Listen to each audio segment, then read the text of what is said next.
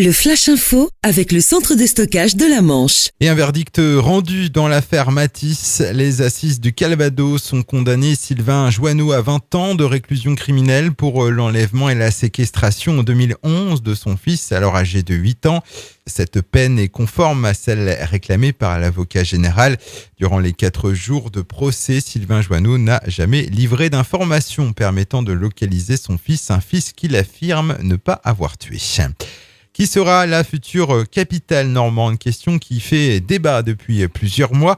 Les présidents des régions, Basse-Normandie et Haute-Normandie, respectivement Laurent Beauvais et Nicolas Maillère-Rossignol, se sont rencontrés hier matin à Rouen pour annoncer le lancement de la concertation pour désigner le chef-lieu provisoire de la Normandie réunifiée.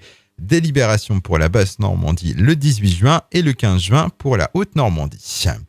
2 parachutistes blessés, dont un gravement hier après-midi à Emvez, au sud de Valognes. Ils participaient à un saut en tenue d'époque dans le cadre des cérémonies du 71e anniversaire du débarquement. L'homme de 68 ans, grièvement touché, a été transporté au centre hospitalier Pasteur de Cherbourg. L'autre, âgé de 41 ans, plus légèrement atteint, a été emmené à l'hôpital de Valognes. 2 voleurs interpellés après une vaste série de contrôles d'identité autour du centre commercial des Hélices à Cherbourg. Mardi dernier, ils auraient cambriolé le bar de la plage à Carqueville, brisant la vitre de l'établissement et dérobant de l'alcool. Des produits stupéfiants ont aussi été retrouvés sur eux.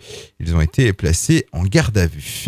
Et puis un fait assez rare, un vol de camion-benne dans les ateliers municipaux de Coutances. Ça s'est passé dans la nuit de mercredi à jeudi, le où les individus sont entrés par effraction.